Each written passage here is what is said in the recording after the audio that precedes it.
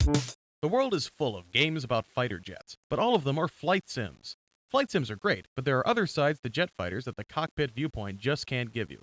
Flight Commander 2 gives you the unique perspective that only a strategy game can. The scale level of Flight Commander 2 is right where it belongs. One unit equals one vehicle. You have command over every allied plane on the mission, all through the simple interface shown here.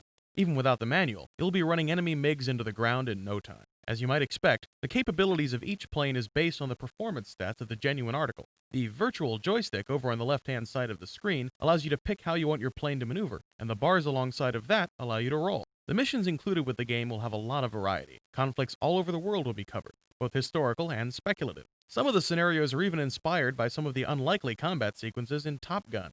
Flight Commander 2 allows you to see if you can fit into the cinematic shoes of the film and give the scenarios a reality check. And, of course, you can build your own scenarios here, defining forces, numbers, and background terrain. Of course, in a straight-up dogfight, the terrain doesn't mean much, but bombing ground targets is often a factor in the non-custom scenario.